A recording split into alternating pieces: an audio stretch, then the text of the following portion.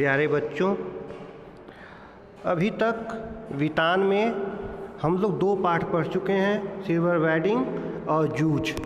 एक नया अगला पाठ जो है अतीत में दबे पाँव। अतीत मतलब होता है बीता हुआ, जो बीत चुका है, अतीत में दबे पाँव। इस पाठ को पढ़ेंगे और अपने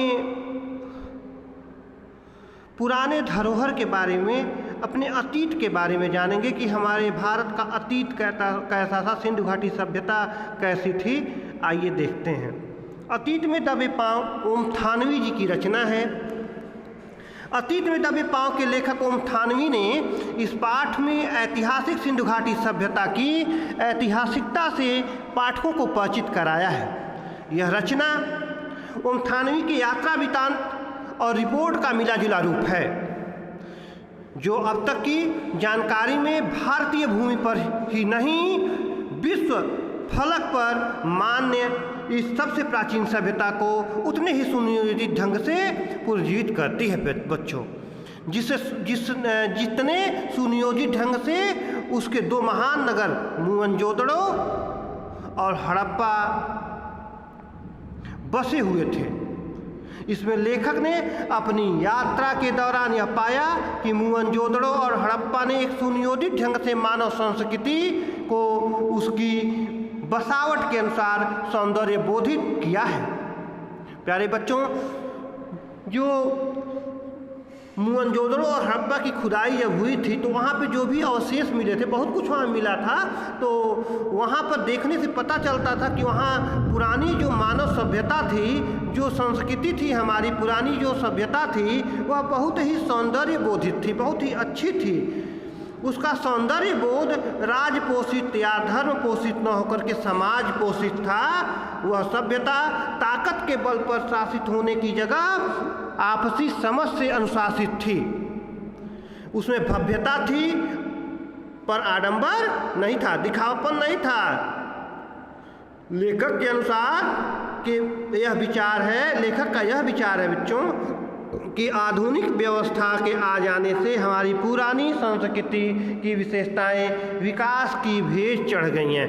कहने का तात्पर्य है कि जब नई पीढ़ी आई तो वह अपने तरीके से बदलाव करना चाह रही थी, और जो हमारी पुरानी संस्कृति है, जो पुरानी सभ्यता है, पुरानी धरोहर है, उसको अब हम लोग अपनाने से क्या कर रहे हैं, बचना चाहते हैं। उसको अब नई पीढ़ी अपनाना नहीं चाहती है। पुरानी जो परंपरा थी, जो मोहनजोदड़ो और हड़प्पा की खुदाई में जैसा कि अवशेष से पता चला कि उस समय जो व्यवस्था थी वह राज पोषित या धर्म पोषित नहीं थी। कोई राजा नहीं था उस समय और कोई प्रजा नहीं था, वह समाज पोषित थी। कहने का तात्पर्य है कि सभी लोग मिलजुल करके रहते थे और सभी लोग एक दूसरे के दुख सुख को समझते थे बच्चों। अगर किसी एक को दिक्कत होती थी तो अगला उसकी दिक्कत को दूर करने के लिए आगे बढ़ता था। इसलिए आपस में ही मिलजुल करके वो लोग सारा काम धाम करते थे। ये नहीं कि आज की परंपरा है कि एक शासक है, जो कह दिया वो प्रजा को करना है, या एक शासक है, जनता को जो कह दिया, जनता के ऊपर जो जबरदस्ती थोप दिया वो करना है। ऐसी परंपरा पहले नहीं थी। समाज पोषित व्यवस्था थी, आपस में मिलजुल करके लोग रहते थे। आगे देखते हैं बच्चों, सिंधु सभ्यता का जो केंद्र है। पाठ में पाकिस्तान स्थित मोहनजोदड़ो और हड़प्पा शहरों का विस्तृत रूप से वर्णन किया गया है। मोहनजोदड़ो सिंधु घाटी सभ्यता का केंद्र रहा है। यह शहर ताम्रकाल के शहरों में अपनी बड़ी बड़ी गलियों और इमारतों की अनुभूति कराते हुए सबसे बड़ा शहर रहा होगा। इसकी जनसंख्या लगभग 85,000 रही होगी। खुदाई से प्राप्त मुहरें, इमारतें, खिलौने व बर्तन आदि इस सभ्यता की जानकारी देते हुए बताते हैं कि यह शहर किस प्रकार पूर्णतः योजना के अनुसार बसाया गया था। बहुत ही सुनियोजित ढंग से इस नगर को बसाया गया था और बहुत ही अच्छी तरीके से मिलजुल करके लोग रहते भी थे आपस में। नगर नियोजन एवं बौद्ध स्तूप के बारे में भी चर्चा की गई है। वर्ष 1922 में बौद्ध स्तूप के आसपास की गई खुदाई में ईसा पूर्व के निशान पाए गए। भारत की सिंधु घाटी सभ्यता सबसे प्राचीन सभ्यता है। इसका वैज्ञानिक आधार पाए जाने पर मिस्र और मेसोपोटामिया की सभ्यता के अनुरूप ही यह सभ्यता आकी गई है, इसका आकलन लगाया गया है। यह शहर भारत का लैंडस्केप है, क्योंकि इस शहर को बनाने व यथार्थ स्वरूप देने का कार्य पूरी नियोजित व्यवस्था के अनुसार एवं एक संपूर्ण प्रणाली के अनुरूप किया गया होगा। आधुनिक योजनाएं जो आजकल के शहरों को व्यवस्थित करने के लिए बनाई जाती हैं, वे सिंधु सभ्यता के शहरों के बराबर नहीं हैं। इस शहर के दक्षिण में कुछ कामगारों की बस्तियां भी पाई गईं, जो कामगार थे, जो काम करने वाले थे, जो बढ़िया तरीके से डिजाइनिंग करने वाले थे या बारीकी से कोई काम करने वाले थे, वो कामगारों की बस्तियां अलग थीं। और जैसे उस समय भी लोहे का काम, लकड़ी का काम, घर बनाने का काम, जो भी काम होता था, उस काम को करने वाले जो वर्ग होता था, उस दक्षिण में कामगारों की बस्ती भी वहाँ मिली। एक दक्षिण साइड में जब खुदाई हुई तो वहाँ कामगारों की बस्ती मिली, क्योंकि वहाँ बहुत सारे औजार भी मिले। जब खुदाई हुआ तो बहुत सारा औजार मिला वहाँ, और काम करने वाले वहाँ पे, जैसे लोहे का काम करने वाले निहाई मिली वहाँ पे, और वहाँ पे लोहे के और भी सारे सामान मिले। लकड़ी का काम करने वाले, घर बनाने वाले बहुत सारे औजार वहाँ मिले, इसलिए दक्षिण में कामगारों की बस्ती कही जाती है। बच्चों आगे जो है हम ध्यान देंगे संपन्न वर्ग की बस्तियाँ। अब एक संपन्न वर्ग की बस्तियाँ जो थीं, इस सभ्यता की सबसे सुंदर व्यवस्था यह थी कि वह समाज को विकसित करने के लिए कार्य करती थी। यह सभ्यता सबसे सुंदर थी और पूर्णतः विकसित होने के कारण आज भी हम उस सभ्यता का उदाहरण देते हैं। इस सभ्यता में संपन्न वर्ग की बस्तियां पाई गई। 5000 सालों में निम्न वर्ग की बस्तियां मिट गईं, यानी सभी लोग खुश थे, सभी लोग खुशहाल थे। वहाँ पर किसी चीज़ की किसी को कोई कमी नहीं थी।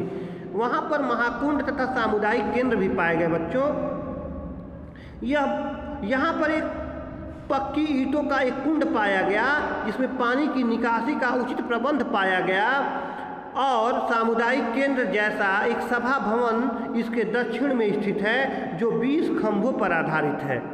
यानी सामुदायिक केंद्र यानी जहाँ पे समाज के लोग, जो एक स्वास्थ्य विभाग के लोग, जहाँ पे लोगों का इलाज होता हो, ऐसा केंद्र पाया गया। जहाँ पे सभी समाज के लोग बैठते उठते हों, ऐसा केंद्र पाया गया। फसल वहाँ क्या क्या होती थी? बैलगाड़ियों का प्रयोग ढुलाई के लिए होता था। यह अनेक प्रकार की फसलें जैसे गेहूं, जौ, सरसों, चने आदि का उत्पादन किया जाता था। अधिकतर कामगार खेत में ही काम करते थे।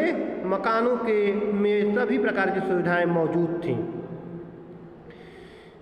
अगला है बच्चों जल संस्कृति। पानी की निकासी के उचित प्रबंधन के कारण किसी भी रूप में बीमारी का प्रकोप अधिक नहीं हो सकता था। क्यों? कि नालियाँ आदि उचित रूप में ढकी हुई थीं। घरों के भीतर से पानी या मैल की नालियाँ बाहर हौदी तक आती हैं और फिर नालियों के साथ जुड़ जाती हैं। वे नालियाँ अधिकतर बंद हैं। यहाँ पर कुओं का प्रबंध आवश्यकता के अनुसार उचित रूप से किया गया था। यानी जल निकासी की जो व्यवस्था थी बच्चों, बहुत ही खूबसूरती तरीके से, बहुत ही सुनियोजित ढंग से पानी निकासी की व्यवस्था थी उस समय। और इतने अच्छे तरीके से नालियाँ बंद थीं, साफ सुथरा व्यवस्था था, कहीं गंदगी दिखती नहीं थी, गंदगी का तो नामो निशान नहीं था। इतनी सुनियोजित ढंग से वह नगर बसाया गया था। अजायब घर मोहनजोदड़ो में स्थित इससे संबंधित अजायब घर छोटा ही है, जैसे वह किसी कस्बाई स्कूल की इमारत हो। यहाँ अधिक सामान नहीं है। अहम चीज़ें कराची, लाहौर, दिल्ली और लंदन में ही हैं। काला पड़ गया गेहूँ, तांबे और कांसे के बर्तन, मुहरें, चाक पर बने विशाल मृदभांड मतलब बच्चों मिट्टी का बर्तन, उन पर काले भूरे चित्र, चौपड़ की गोटियाँ, तांबे का आईना और पत्थर के औजार आदि के बारे में अली नवाज बताता है। यहाँ पर सोने के गहने भी थे, लेकिन वे चोरी हो गए थे। अजायब घर में प्रदर्शित चीज़ों में औजार तो हैं, पर हथियार कोई नहीं है। यहाँ कुछ सुइयाँ भी मिली हैं। सुइयों के अलावा हाथी के दांत और तांबे के सुए, नौटंकी तथा दुशाला ओढ़े दाढ़ी वाले नरेश की मूर्ति भी मिली है। लेकिन इसका प्रमाण मिलना अब मुश्किल है, क्योंकि सिंधु नदी के पानी से खुदाई के स्थान पर दलदल की समस्या उत्पन्न हो गई है, जिससे खुदाई को अब बंद करना पड़ेगा। लेकिन लेखक ने इस सभ्यता के इतिहास को इतने सुंदर रूप से वर्णित किया है, जैसे मोहनजोदड़ो की सभ्यता उसकी जानी पहचानी सी हो। प्यारे बच्चों, मोहनजोदड़ो और हड़प्पा की खुदाई इतने अच्छे तरीके से की गई थी, और वहाँ पर जो भी चीज़ें मिली, जो भी वहाँ से जानकारी प्राप्त हुई, उस जानकारी से उससे आप लोगों को, छात्रों को परिचित कराना लेखक चाहा है, और लेखक ने बहुत ही अच्छे तरीके से सुनियोजित ढंग से यह पाठ रचित है, लिखा है, रचना इसकी की है। बहुत बहुत धन्यवाद।